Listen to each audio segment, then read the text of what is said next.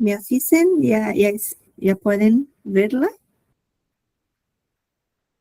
¿Sí? Vemos cómo es. Ah, perfecto, perfecto. Entonces, la idea hoy es compartir los principales cambios de la versión 7.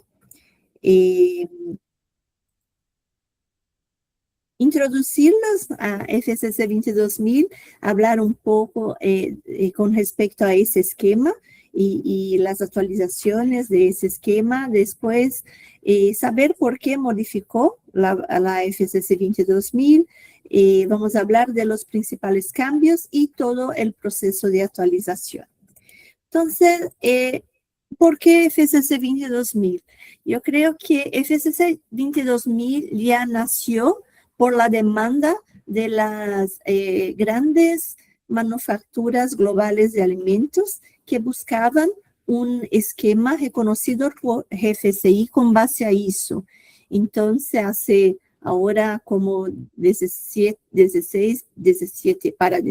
años que un grupo de empresas, organizaciones como Nestlé, Coca-Cola, Unilever, Danone, PepsiCo, Cargill y otras, junto con la Confederación de Alimentos y Bebidas de Europa, uníranse para desarrollar en la época la Paz 2020 como complementación a ISO 22002 y así surgió la FCC 22000 como un marco para un sistema robusto y eficaz de gestión de la inocuidad alimentaria.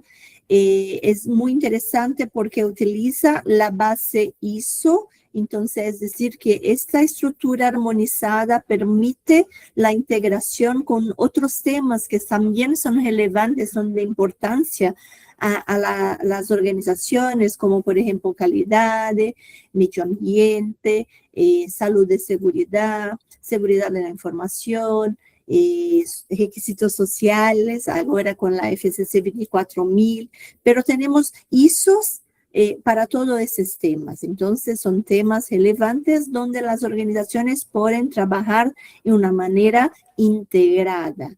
También FCC 22000 está basado en la ciencia, fue desarrollado por expertos internacionales, es un esquema fiable, reconocido por GFCI, y también contamos con un programa de integridad muy robusto que conduce auditorías y certificaciones fiables.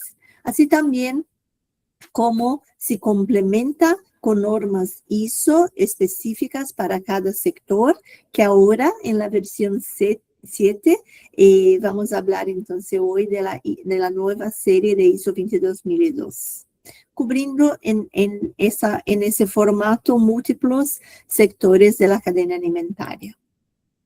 Entonces, en fines de 2025, llegamos a 40,000 certificados. Hoy estamos ya casi a 42,000 certificados.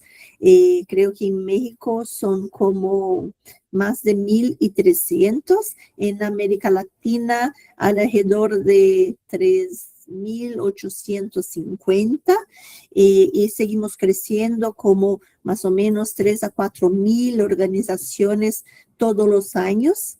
En nuestra región, en Latam, más o menos un 8-9% todos los años. Entonces, es decir que FCC 22000 sigue como un esquema muy acepto globalmente, con una estructura muy robusta. Trabajamos con más de 170 socios como organismos de certificación, como la GW Certified y también los organismos de acreditación. Tenemos más de 80 miembros en nuestro equipo. Además, trabajamos también con un programa de desarrollo para las organizaciones que aún no lograron cumplir con todos los requisitos de la FCC 22000, principalmente a las pymes. Entonces, invito también a conocer el programa de desarrollo, las organizaciones que están trabajando en la implementación de los requisitos de FCC 22000. Trabajamos muy cerca de redes internacionales como ISO, como GFCI, la Global Food Safety Initiative, así también como UNIDO, WPO, la Organización Mundial de Impacts, y también la Global ACI, que ahora hice la unificación de antiguo IAF, de International Accreditation Forum, junto con ILAC, la Organización de Acreditación de Laboratorios, que ahora unirán-se como la Global ACI, la Cooperación Global de Acreditación, donde todos los esquemas FSC 22000 y FSC 24000 están acreditados. FSC 22000, então, cubre múltiples setores, la parte de vendas de minorista, mayorista, la parte de trading, broking, catering, servicios de comida, transporte, almacenamiento, fabricación de alimentos, ingredientes, la fabricación de empaques, así también como la producción de alimentos para animales, piensos. Es interesante también saber que la FCC 22000 es gestionada por la Fundación, por FCC, pero también por una junta independiente de partes interesadas y un comité asesor, de los cuales hace parte representantes de manufactura de alimentos, manufacturas de empaques, organismos de certificación, representantes de organismos de acreditación, la parte de servicios y muchas otras partes interesadas con respecto a los temas de los esquemas de FCC.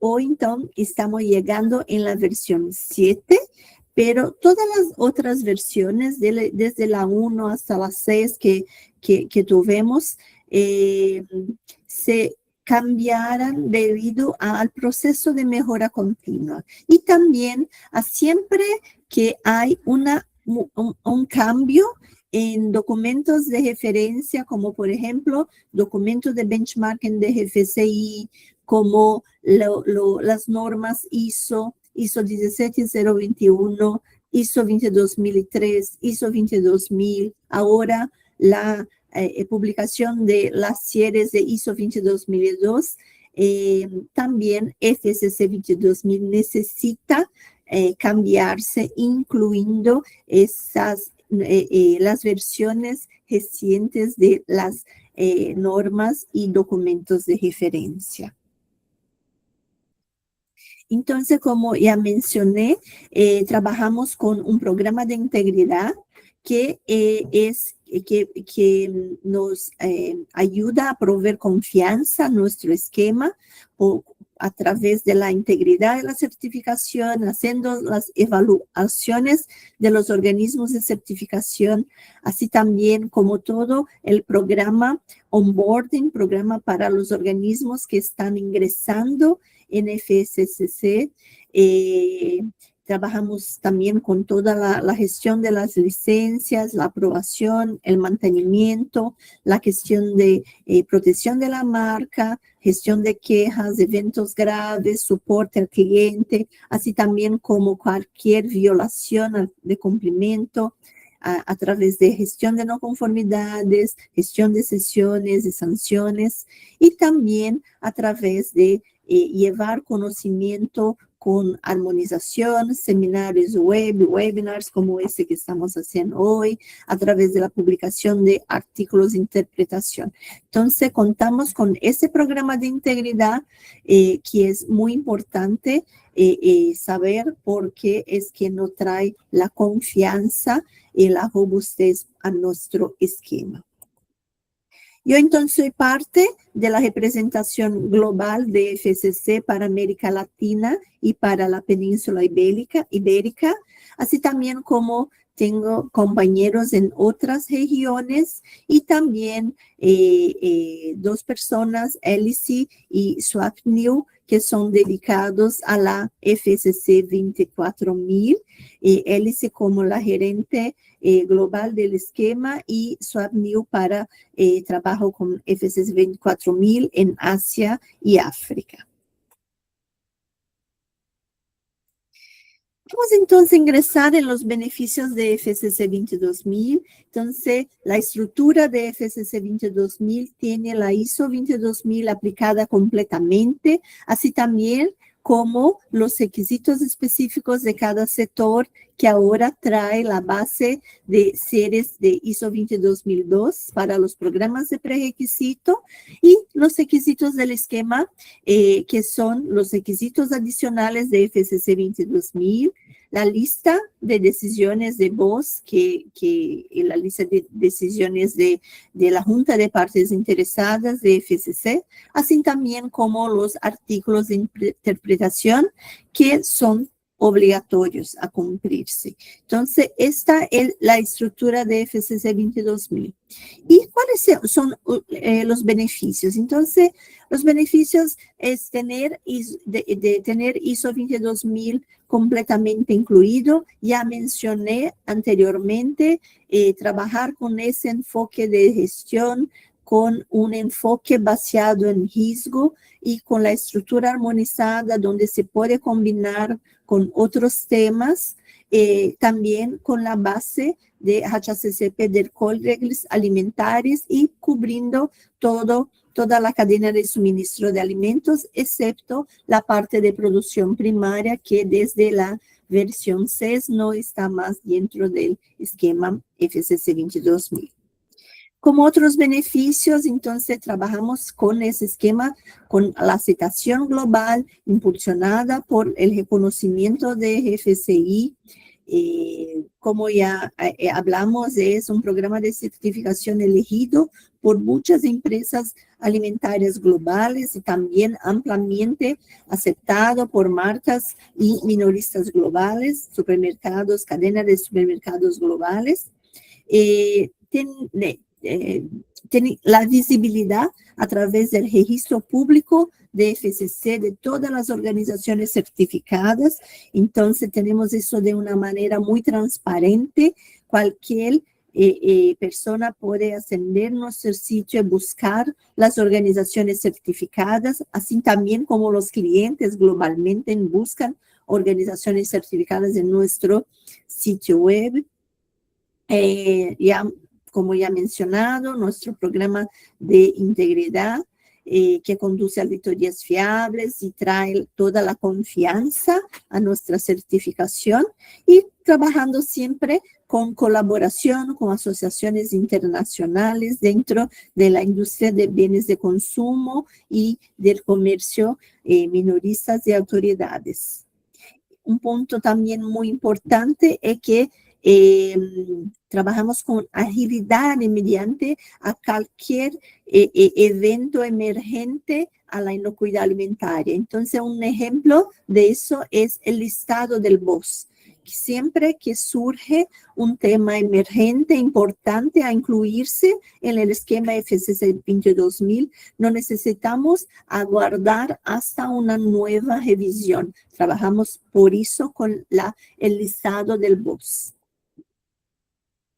Además, con el ámbito de acreditación de Global ACI, de la Cooperación Global de Acreditación, bajo a la acreditación ISO 17021 y también ISO 22003, incluimos entonces todos los temas relevantes a través de los programas de prerequisito y los temas clave, a inocuidad alimentaria, como vigilancia ambiental, gestión de alérgenos, toda la parte de fraude alimentario, defensa alimentaria, cultura de inocuidad alimentaria, entre otros.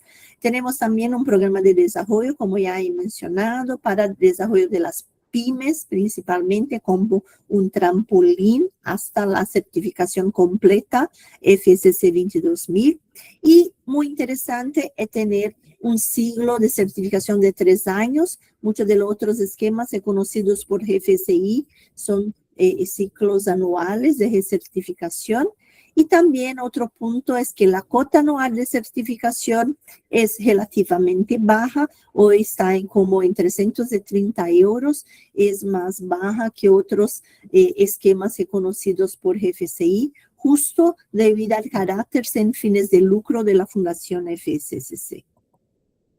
Ahora entonces, adentrando en el tema de la versión 7, ¿por qué cambió? ¿Por qué se cambió? Entonces, los principales puntos de motivación del cambio fueron la incorporación de la nueva serie ISO 22002 para los programas de prerequisitos, también para el alineamiento con los requisitos de benchmarking de GFCI, que fueron publicados en diciembre de 2024. Fortalecimiento de los requisitos de apoyo a las organizaciones con respecto a los objetivos de desarrollo sostenible de las Naciones Unidas, y también para proporcionar una estructura más definida para la división de subcategorías de la cadena alimentaria, y otros cambios y enmiendas editoriales como parte de la mejora continua. Entonces, la parte principal fue la inclusión de la nueva serie ISO 22002X, publicada en julio de 2025, que define y estandariza los requisitos que establecen y también para que se implemente y mantengan los programas de requisito a lo largo de toda la cadena de suministro de alimentos, piensos e envases. Tiene como propósito esta serie ayudar el control de riesgos de la inocuidad alimentaria en conjunto con la cláusula 8.2 de la ISO 22002 de 2018. Entonces, los programas prerequisitos incluyen todos los temas que son de buenas prácticas de manufactura, que después vamos a hablar un poco más en detalles. Esta, entonces, como la mencionamos, Ceres fue publicada en julio de 2025 y están como sustituyendo la series anterior de las ISO-TS 22002 para las organizaciones certificadas en la FSC 22000.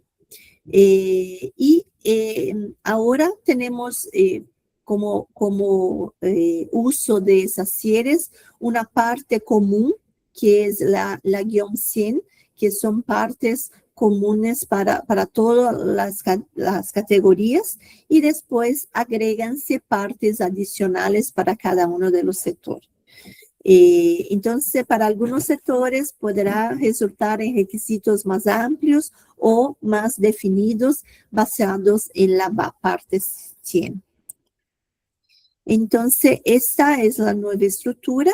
La ISO 22000-100 está aplicada a todas las categorías, y después tenemos la parte 1 para la fabricación de alimentos, la parte 2 para la parte de catering, servicios de alimentos, servicios de comida, la parte 4 para producción de empaques de alimentos, parte 5 para transporte y almacenamiento, parte 6 para toda la parte de alimentos para animales, para piensos, la parte 7 para comercio minorista y mayorista. Podemos notar que no hay la parte 3 porque aún no está publicada, pero también no es parte del alcance de la FSC 22000, porque la parte de cadena de producción primaria no está dentro más de los temas del alcance de FSC 22000. Entonces, ¿cuál es el impacto de ese cambio?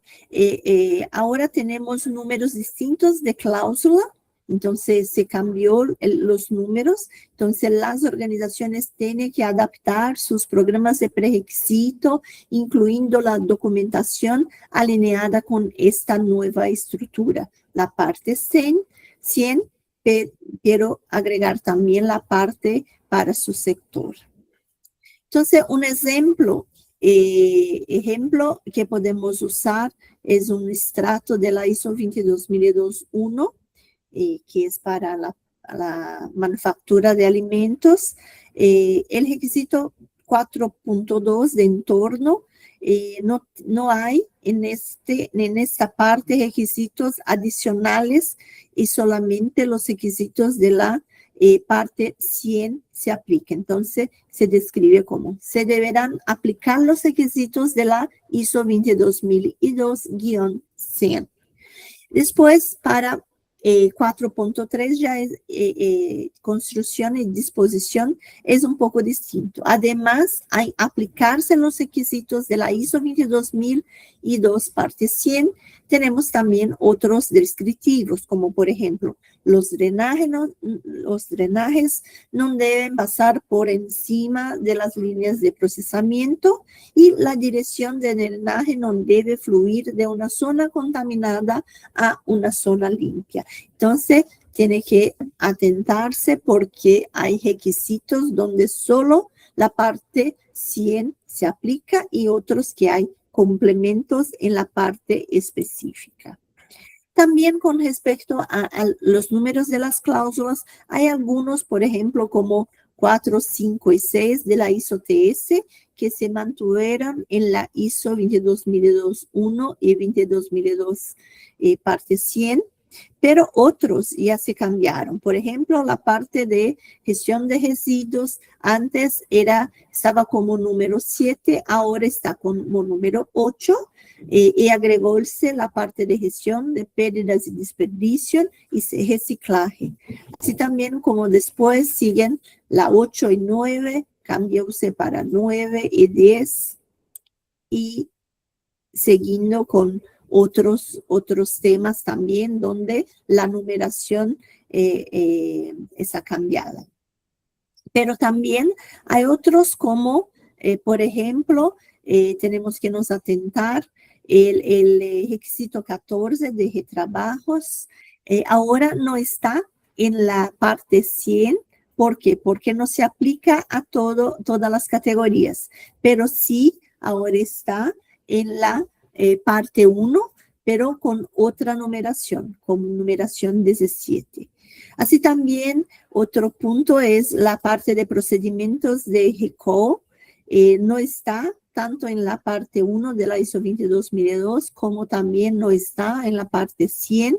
¿Por qué? Porque ese requisito ya está incluido en la ISO 22000, la cláusula 895.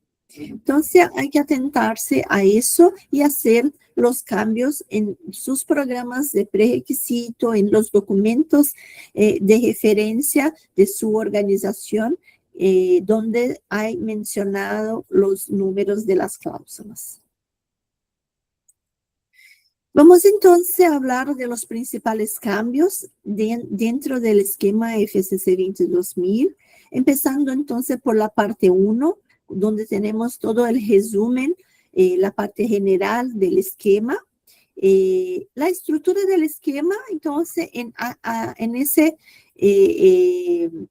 tema no hubo cambios. Entonces, seguimos con 5 partes, 2 apéndices y 5 anexos con la misma nomenclatura. Después, con respecto también a la cobertura del ámbito del esquema, también no hubo cambios. Seguimos con la misma cobertura del alcance. Pero sí hubo cambios en la tabla 1, donde las referencias de los documentos normativos de la series ISO 22012-2025 reemplazan las series de ISO TS 22002 y también la PAS 221. También agregóse la tabla 1.1 con respecto a clasificación de las subcategorías y otros cambios editoriales, aclaraciones e enmiendas como parte de la mejora continua. Entonces, la tabla 1.1 trae la clasificación de las subcategorías para C0, C1 y C4. Entonces, ya podemos ver que no tenemos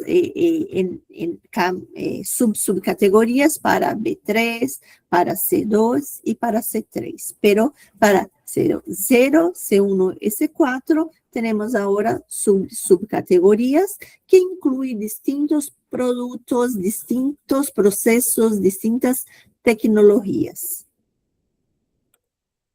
Seguindo también para la categoría I, ahora tenemos I1, 2, 3, 4, 5 para la diferenciación del tipo del material de empaque. Y también para la categoría K tenemos K1 y K2. No existen subcategorías para B3, C2, C3, D, E, F1, F2 y G. Pero en que esa nueva división de subcategorías no impacta tanto las organizaciones certificadas. Estas subdivisiones tienen más impacto con respecto a la competencia del auditor. Entonces ahora los organismos de certificación tienen que trabajar para comprobar la experiencia de los auditores también en las subcategorías. Y también no se aplica a los certificados, las licencias ni acreditaciones. Mucho más, entonces, impacta la competencia de los auditores. La parte 2 creo que trae mucho más los puntos para las organizaciones certificadas. Entonces, el cambio principal, no vamos a hablar nuevamente, pero es la incorporación de las series ISO 22002. Y después hubo, por ejemplo, la inclusión de decisiones del BOS, del listado del BOS, que ya estaban en la versión 6, ya se aplicaban en la versión 6, pero no dentro del esquema, pero sí a través del listado, ahora agregóse. Entonces, ese no es un tema nuevo, solo agregamos al documento del esquema. Entonces, para el tema de análisis de laboratorio 251A, hay una aclaración que siempre que se emplee análisis de laboratorio para la verificación o validación de parámetros críticos para la inocuidad de los alimentos, estos deben ser realizados por un laboratorio competente, incluyendo laboratorios internos y externos, y también que las análisis deberán ser realizadas de acuerdo con los requisitos aplicables de la ISO 17025. Este tema no es nuevo, ya las organizaciones certificadas habían que cumplirlo, y cuando se incluyó en el listado del BOS, también la fundación publicó un documento de orientación con respecto a ese tema, porque generó muchas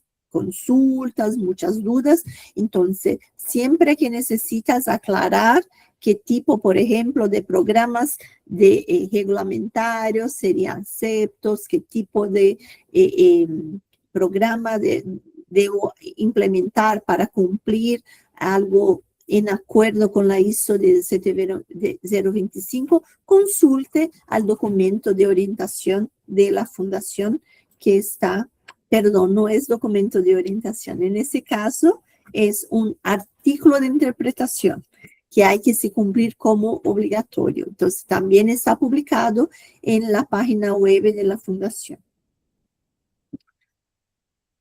Después tenemos cambios con respecto a la inclusión de requisitos específicos de benchmarking de GFCI. Entonces, esos requisitos adicionales 251, 253, 254 y 258, vamos ahora a empezar por 251D, pero son para que se cumplan los requisitos de benchmarking de GFCI. Ese requisito, entonces, con respecto a especificaciones 251D, dice que las especificaciones microbiológicas, físicas, químicas y de alérgenos usadas para propósitos de inocuidad alimentaria deben basearse en principios científicos cuando no exista legislación pertinente. Entonces, cuando no hay legislación oficial para este tema, las especificaciones, los parámetros tienen que buscar resultados científicos, artículos científicos, normas internacionales como normas Codex, normas ISO, para referenciarse y justificar su inclusión, su adopción.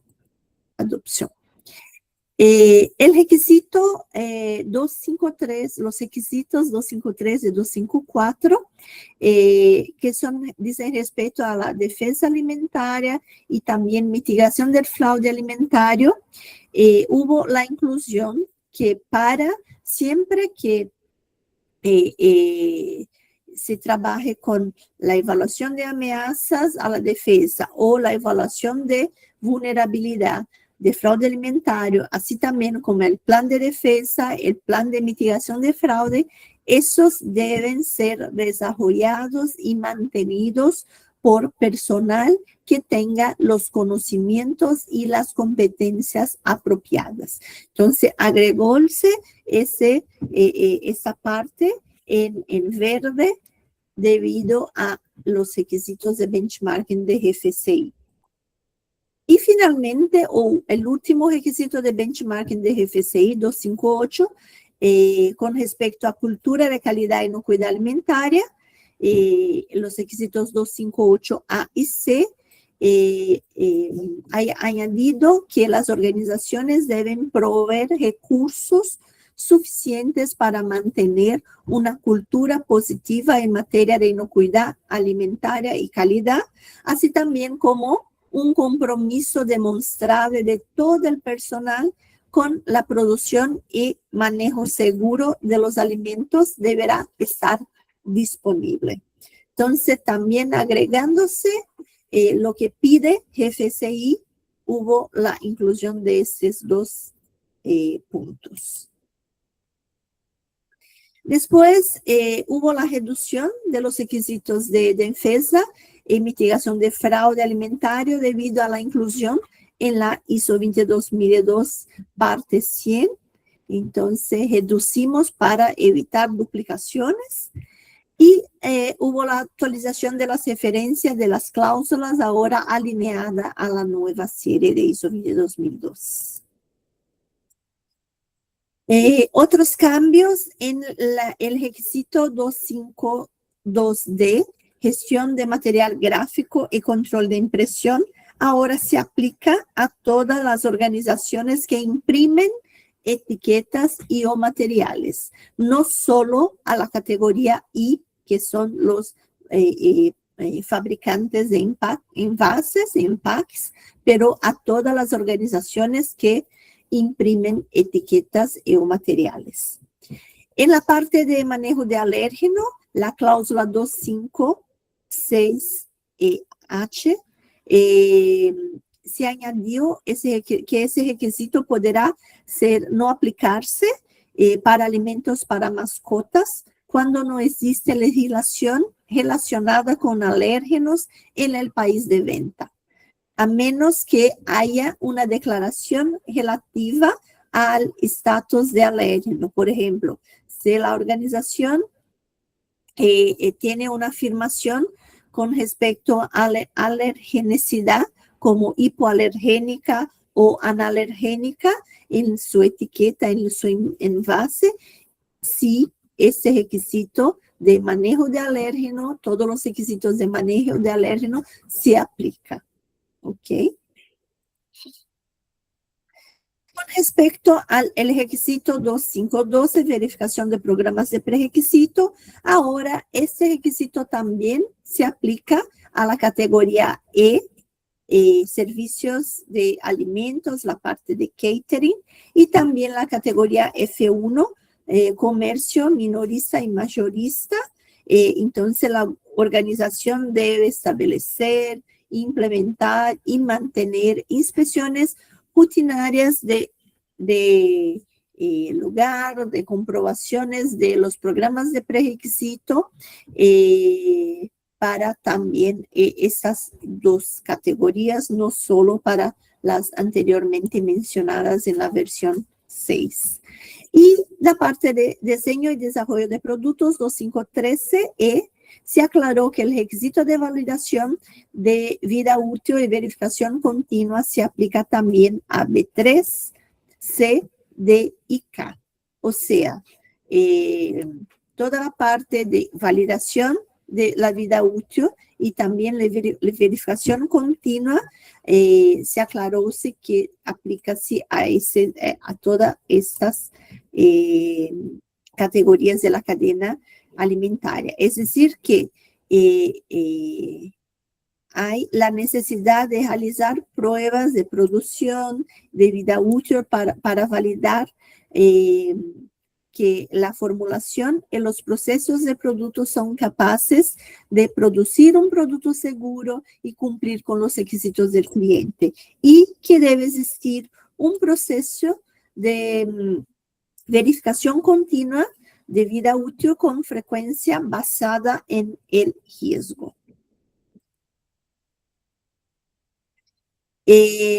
La cláusula 2514, que antes estaba relacionada al estado de salud de la categoría D, ha sido eliminado porque ahora está cubierto en la ISO 22002 parte 100.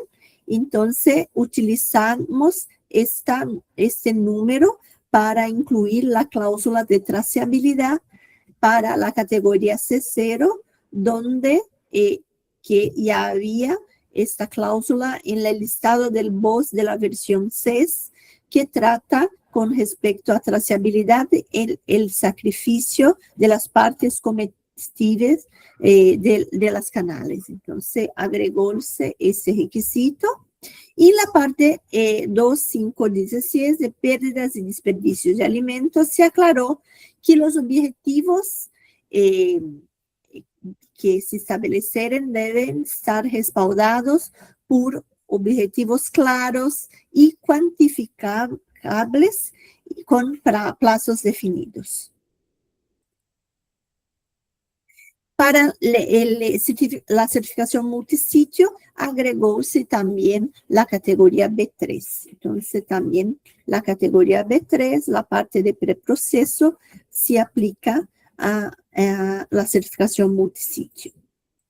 Y el requisito nuevo, realmente nuevo, es el requisito 2513G, que trata de diseño y desarrollo de producto, que dice respeto a todas las organizaciones que diseñen envases primarios o materiales envasados, deberán considerar los siguientes principios cuando desarrollen nuevos productos o cuando hagan cambios en los envases.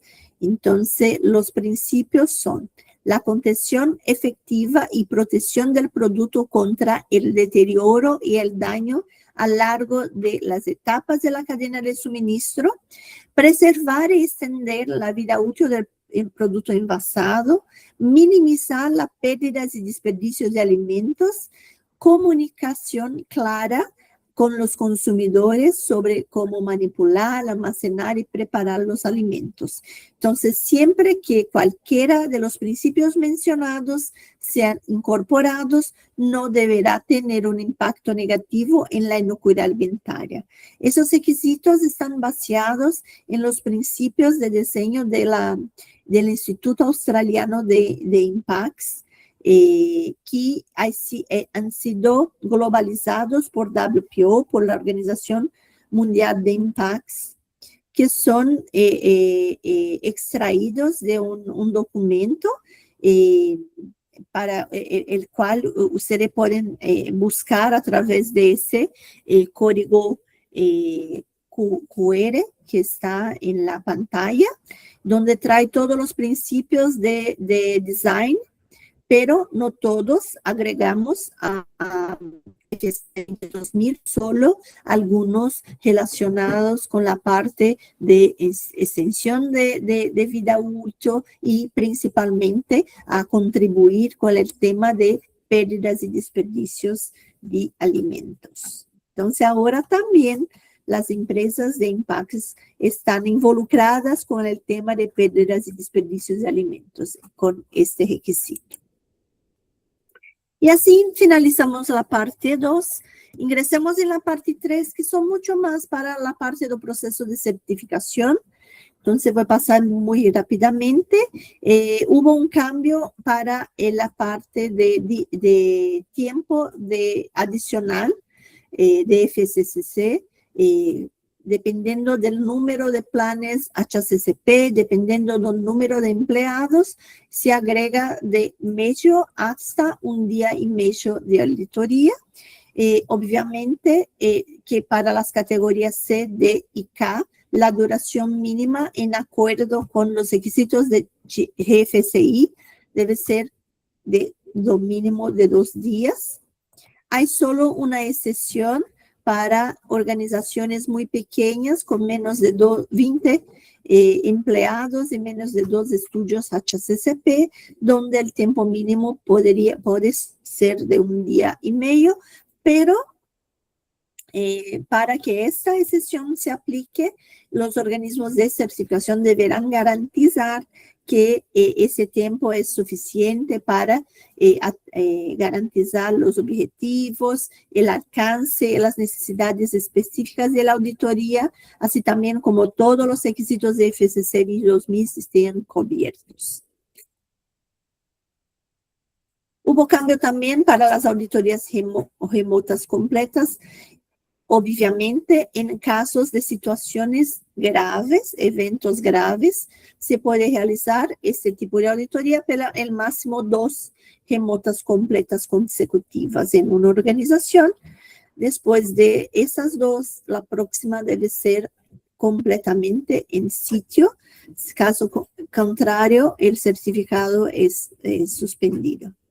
Y también hay algunos cambios para el cálculo de tiempo, de actividades off-site y también de configuración estilo campus, donde hay más de una planta en un mismo local. Entonces hay distintas formas de cálculo del tiempo. Entonces eso no se aplica tanto a las empresas certificadas, más a los organismos de certificación.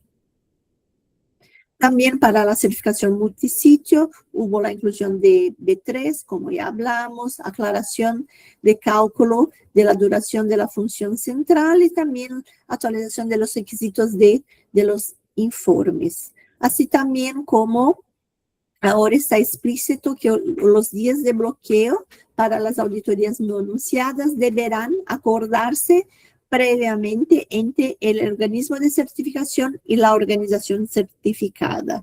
Y también hay aclarado cómo el auditor debe proceder en caso en que el sitio no esté en operación cuando el auditor llegue a una auditoría no anunciada. Finalmente llegamos a parte del proceso de actualización de la versión 7. Entonces tuvimos toda la fase de desarrollo en Q2 hasta Q4 de 2025. Hubo la aprobación por parte del comité consultivo y también del BOS en el último trimestre del año pasado. Publicamos la versión 7 en 1 de mayo de 2026 y las auditorías entonces comienzan en mayo de 2027. Entonces tenemos esta ventana de 12 meses para que las organizaciones implementen los requisitos, los organismos de certificación también se adecuen en ese tiempo. Los auditores recibirán los entrenamientos y entonces las auditorías del esquema de la versión 6 solo se pueden realizarse hasta 30 de abril de 2027. Entonces, todas las organizaciones deben auditarse bajo a FCC 22000 versión 7 desde 1 de mayo de 2027 hasta 30 de abril de 2028. Después de ese periodo, todas las actualizaciones de la versión 7 en la plataforma de aseguramiento de FCC debe realizarse hasta 30 de junio de 2028. Entonces, los certificados que no estuvieran actualizados serán retirados después de ese periodo. El organismo de certificación debe emitir un contrato nuevo a versión 7 o un anexo al contrato existente de la versión 6 para cubrir con todos los requisitos del esquema en su nueva versión, y no se aplica tiempo adicional para la evaluación de la versión 7. Hay que sí seguir los cálculos, ser recalculados, pero los tiempos siguen los tiempos de auditoría de recertificación o auditorías de seguimiento conforme se aplique. Ya tenemos las traducciones de los documentos del esquema en chino, japonés, portugués, español y turco, pero el idioma oficial es inglés. También importante es decir que adicionalmente al documento de esquema, tenemos un documento de cambios, donde todos los cambios están marcados en rojo. Entonces, queda más fácil la comprensión de los cambios para las organizaciones certificadas. Entonces, esto es todo que yo tenía a presentarle. Quiero entonces a su disposición para las preguntas.